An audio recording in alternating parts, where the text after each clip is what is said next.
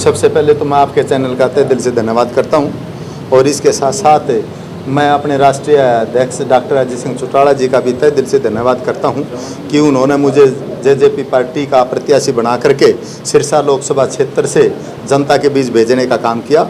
और जैसे ही मैं जनता के बीच में वोट मांगने के लिए जाता हूं तो मुझे जनता का अपार प्यार मिलने लग रहा है। और जहां भी जिस हल्के में मैं गया हूं तो लोगों ने मुझे यह आश्वासन दिया है कि हमने तंवर को देख लिया, पहले बना करके भेज करके देख लिया लोकसभा में, और बहन शैलजा जी को भी लोकसभा में भेज करके प्रत्याशी के रूप में जब भी वो आई थी 91 में 96 में, तो उसको भी 2 बार MP बना करके भेज करके देख लिया। अब तो हम किसी तीसरे चेहरे के रूप में देखना चाहते हैं और वो चेहरा आप हैं। सर 4.5 साल जननायक जनता पार्टी सत्ता में रही है जी, ऐसा सिरसा में क्या किया है कि जिसके आधार पर वोट मांगे जाते हैं?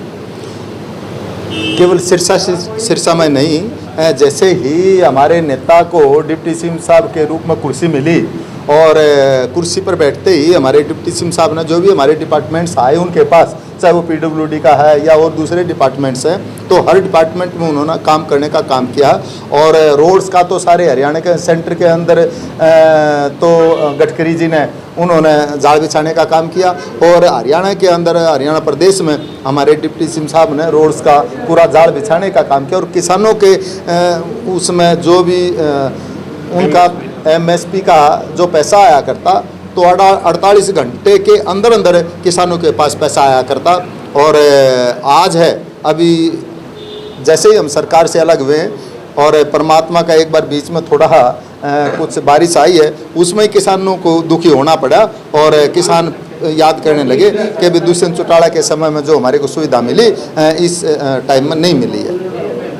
सर अगर लोकसभा से आप यहाँ से चुने जाते हैं तो जननायक जनता पार्टी की तरफ से प्राइम मिनिस्टर चेहरा कौन होगा, इसको सपोर्ट करेंगे आप? ये फैसला तो लोकसभा के प्रत्याशी जो बनते हैं, जो कैंडिडेट्स बनते हैं, जो हिंदुस्तान की सबसे बड़ी पंचायत में MP के रूप में बन करके जाता है, तो वो चुनाव करते हैं कौन पार्टी कितना क्या बहुमत होता है, तो ये उनके फैसले होते हैं। कोई अकेला मेंबर डिसीजन नहीं ले सकता। कई जगह पर जेजेपी के नेताओं का विरोध किया गया है, क्या मानते हैं, क्या वजह ऐसी है, क्या नाराजगी प्रतीत हो रही है? नहीं, हमारा कोई विरोध नहीं किया गया। हम क्योंकि मैं खुद भी गया हूं और जिस ऑडियो को आप लोग दिखाने लग रहे हो उसमें मैं दिग्विजय जी के साथ था और जिस गांव का प्रोग्राम था तो उस गांव में कुछ साथी आकर के वो चर्चा करने लग रहे थे कि आपने हमारे किसानों की आवाज़ को क्यों नहीं उठाया। तो दिग्विजय ने खुल करके उनके सामने कहा कि हर बार मैंने किसानों की आवाज़ को उठाने का काम किया है और आज भी मैं किसानों के साथ हूँ और आगे भी मैं किसानों के साथ रहूँगा। ऐसा कुछ नहीं रहा हुआ कि जिसमें हमारे को किसानों द्वारा रोका गया है।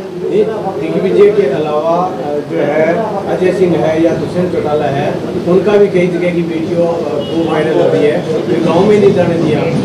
नहीं, ऐसी बात नहीं है। गांव में कुछ ऐसे होते हैं बीच में आदमी जो जानबूझ करके किसी दूसरी पार्टी के रूप में नाम किसानों का और जो विरोध करते हैं, लेकिन जब किसानों के लीडरों से बातचीत की गई तो उन्होंने तो खुल करके ये कहा कि किसानों की तरफ से ऐसी कोई वो नहीं है कि भाई इनका किसी भी पार्टी के कैंडिडेट्स का रास्ता या लीडर का रास्ता रोका जाए। क्या एजेंडा लेकर चुनाव मैदान में है, क्या ऐसी प्रायोरिटी रहेगी अगर यहाँ के लोग आपको जिताते हैं तो? मेरा एजेंडा जो भी यहाँ इस इलाके के डेवलपमेंट के काम होंगे, चाहे वो कोई भी हो, रोड का हो या गांव के विकास का हो, कोई नाली का हो, धाने का हो तो या नशे का हो, तो उस बात को लेकर के मैं लोकसभा में वो इनकी वोट मांगने के लिए इनसे प्रार्थना करने लग रहा हूँ। ये मेरा एजेंडा रहेगा।